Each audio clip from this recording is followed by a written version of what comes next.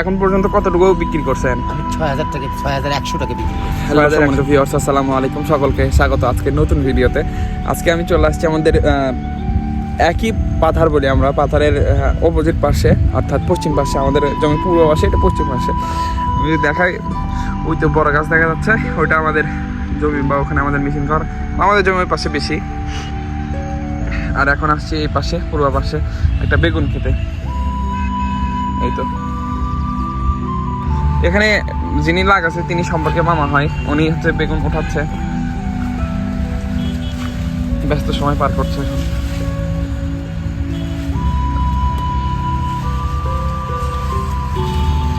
তো বেগুন আসলে নামে বেগুন হলেও কিন্তু গুণে অনেক ধরনের গুণাগুণ আছে। তো চলুন জেনে নিই বেগুনের কিছু বৈশিষ্ট্য বা গুণাগুণ।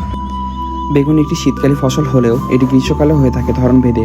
এছাড়াও এটি 30 থেকে 35 দিন বয়সী চারা রোপণে 60 থেকে 70 দিনে এর ফল সংগ্রহ করা শুরু হয়। প্রতি শতকে ফল 2 থেকে 3 মণ হয়ে থাকে, বিঘাকে 6 থেকে 8 টন পর্যন্ত হয়ে থাকে।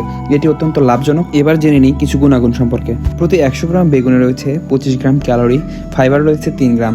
এছাড়াও vitamin C, vitamin AB6, potassium, magnesium, antioxidant. বেগুন হজম শক্তি বাড়ায়, কোষ্ঠকাঠিন্য দূর করে, এছাড়াও পেট পরিষ্কার রাখে।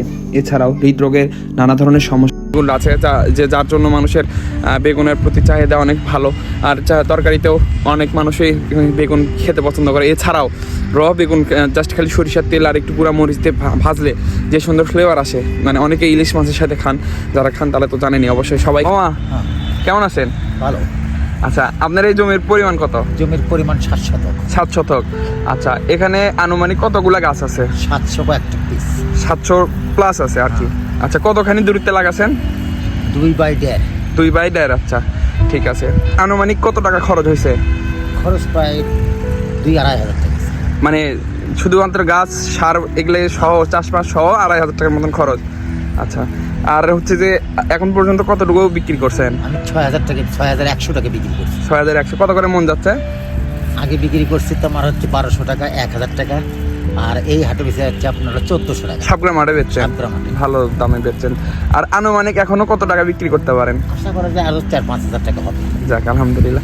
নেট দিচ্ছেন কেন? নেট দেওয়ার কারণ কি? নেট দেওয়ার কারণ হচ্ছে বুলবুলি পাখি মোট খায় ফেলে দেয়। আচ্ছা, ঠিক আছে মামা, কাজ করেন। তো মামার কাছ থেকে যতটুকু শুনলেন, মোটামুটি ভালো একটা লাভ আছে, অ্যামাউন্ট আছে। কিন্তু বেগুনের গাছের কিছু কিছু সমস্যা আছে। এ হচ্ছে যত্নপ্রেমী একটা গাছ, খুবই পরিমাণে যত্ন পছন্দ করে।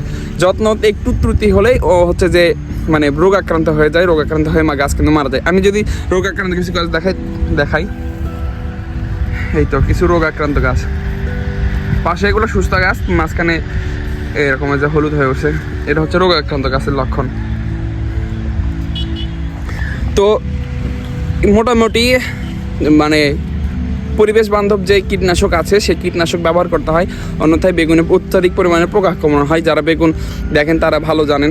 এছাড়াও বুলবুলি পাখির কথা যেটা বললো, বুলবুলি, শারক, অন্যান্য পাখিরা হচ্ছে যে বেগুন খুবই পছন্দ করেন, কারণ বেগুন তো অনেক নরম, বেগুনের বীজটা অনেক ভালো মানে করতে।